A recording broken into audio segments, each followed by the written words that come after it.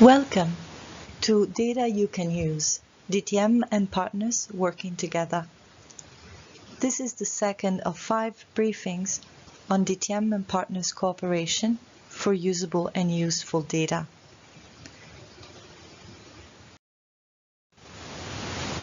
This session will explain reasons for cooperation between DTM and Partners, principles for this cooperation, the 4 skill sets necessary for evidence-based decision-making, 5 key steps of needs assessment process where cooperation is mostly needed, and DTM and Partners roles at each of those main steps.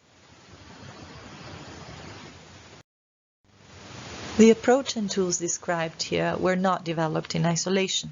They are based on best practices in the humanitarian sector, and they were developed through consultations with DTM, clusters, AORs, working groups, and other partners.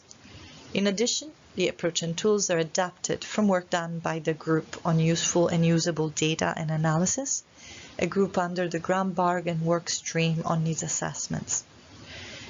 This group is composed by global clusters and area of responsibilities, UN offices and UN agencies, including UNHCR FIX, WFP VAM, OCHA FIS, OCHA NAS, and DTM IOM, donors, including DFID, ECHO, and OFDA, NGOs, including MAP Action, REACH, Impact, DRC Danish Refugee Council, Geneva Center for Humanitarian Demining, Terre des Hommes Lausanne, and other organizations like ICRC, and other initiatives, including ACUPS, GIPS, and PIM, Protection Information Management.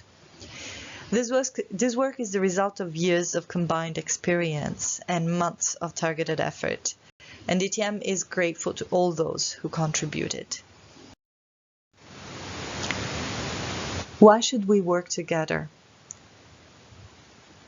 DTM data are aimed at improving response, and they're shared with all humanitarian actors.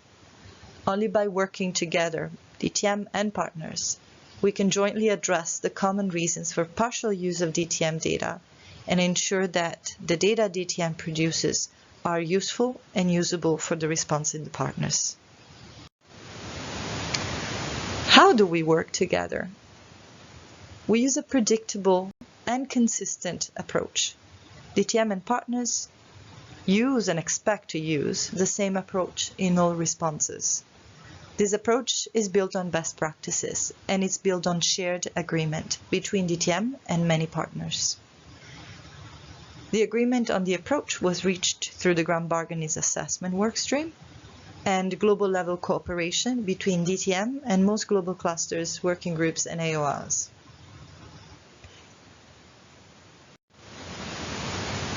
What are the principles of this predictable and consistent approach?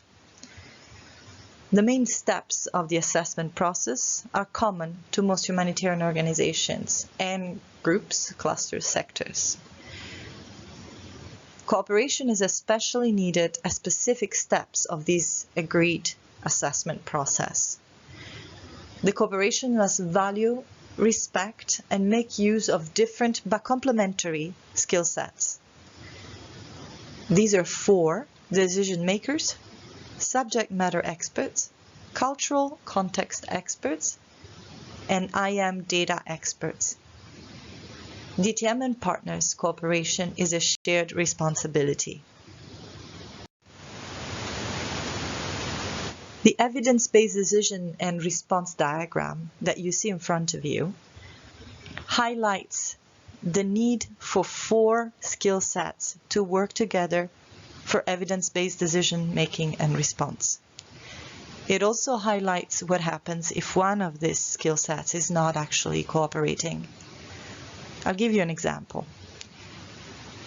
The 4 skill sets are IAM data experts, the subject matter expert, the decision makers, the context and cultural experts. If one of them is not participating to the joint work, for example, if decision makers aren't there, then at the end you will have lack of action. No action will be taken even after all the work that has been done. If the cultural experts are not there, you will have an analysis that lacks cultural understanding. If the IM data experts is not there, you will have an analysis that is not supported by evidence. And if the subject matter is not there, you will have an analysis that lacks sectoral understanding.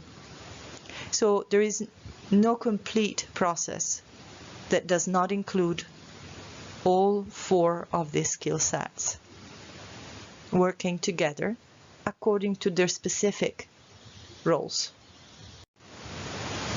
There's some concrete examples of who such experts are or decision makers are in a humanitarian response. It's not an exhaustive list, but it is important to note that decision makers can be decision makers at different level, at strategic level, but also at programmatic or operational level. They can include authorities, the HC, the coordinators of clusters or intercluster working group, the heads of organizations, program officer, delegates, and donors.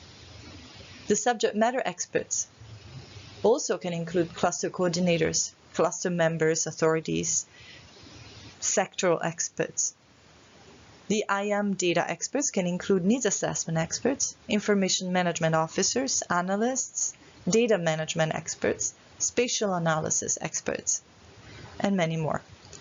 The context and cultural experts can include local authorities, local staff with contextual knowledge, local organization, local academia, researchers, anthropologists, international researchers with specific context expertise. It is also important to note that, as we saw from the overlap between decision makers and subject matter experts, the same actor may sometimes have 2 skill sets. The cluster coordinators are both decision makers and subject matter experts. When should we cooperate? When should DTM and partners work together? Close cooperation is really crucial at most steps of the needs assessment process. However, there are 5 steps where cooperation is particularly important.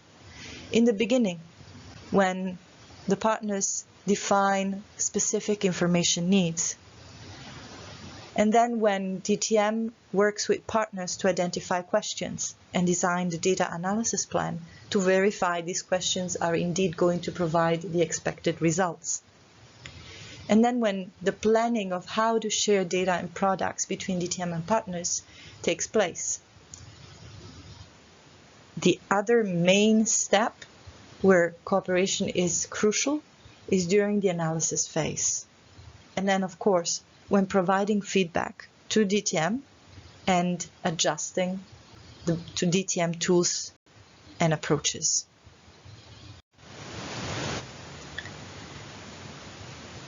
If DTM and partners cooperation in the field is to work, it needs to have the support of the global and regional colleagues. Dissemination of the toolkit and the approach to the field should be done by both DTM and partners, each through their channels and to their colleagues. And the key to effective cooperation is a shared approach used both by DTM and by partners, but at the 3 levels, not just at one level. At the field level, at the global level, and for those who have it, at the regional level. Cooperation at global level needs to support the cooperation in the field.